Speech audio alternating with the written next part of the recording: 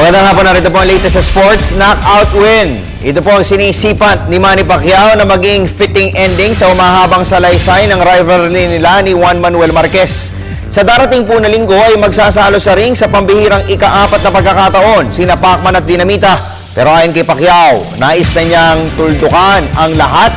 At tungo sa mithiing ito, inamin ng Pinoy Ring Idol na ginawa na niya ang lahat sa training upang maibalik ang kanyang pili. Hindi po kailan na maging si Pacquiao ay naniniwala na bumaba ang performance niya, particular sa last 3 fights.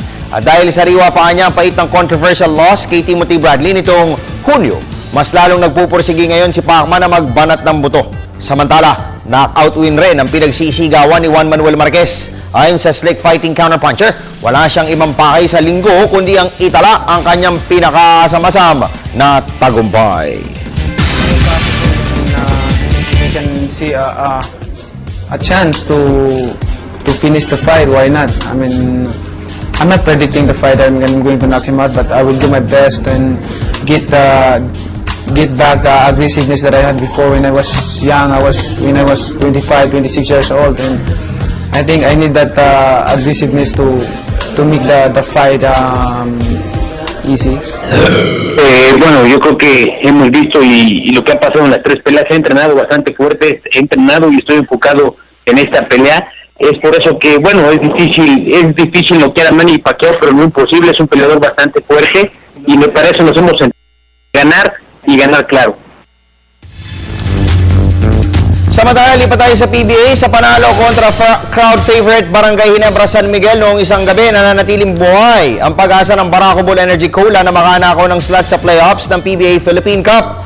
Bagamat wala na sa mga kamay nila ang full chance na umusad sa next round, buo ang tiwala ni Barako Bull coach Bong Ramos na magagawa nilang baligtarin ang kapalaran.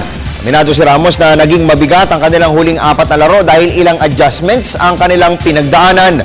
Nito lamang November 12, nag-assume ng role si Ramos bilang head coach ng Barako Energy Cola. Bukod pa rito, binagapag rin ng injury sa key players ang George Chua franchise. Pero matapos na magtala ng upset victory kontra Ginebra, naniniwala si Ramos na buhay ulit ang dark horse spirit ng koponan.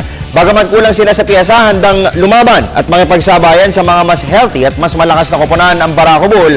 Kaya't pakiusap ng grizzled international coach sa kanyang mga players, bigyan pa siya ng isang panalo sa eliminations. Kapag nasilat ng Barako Bull ang Raynor San Elasto Painters sa Biyernes at natalo naman ang Air 21 Express kontra Global Port Batangier, mapapasa kami ng tropa ni Ramos 8 at huling pwesto sa playoffs.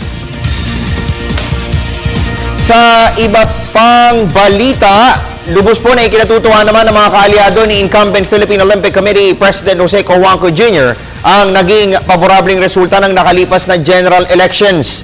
Tumakbo ng walang karibal, nagawang irali ng 3rd straight termer na si Cojuangco tungo sa tagumpay ang kanyang mga kaalyado. Kabilang narito si First Vice President Joey Romasanta. Dahil dito, masayang ibinalita ni Cojuangco na magpapatuloy sa pagtahak sa tamang direksyon ng Philippine sports. Kabilang sa mga nais pang i-implement ni Cojuangco at ng kanyang mga kaalyado ay ang scientific approach sa training at nutrition ng mga atleta.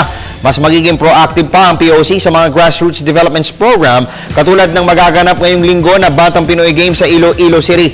Sa panig naman ni Romasanta, tiniyak niya na hindi nila bibiguin ang tiwala ng mga National Sports Association's head sa kanilang grupo.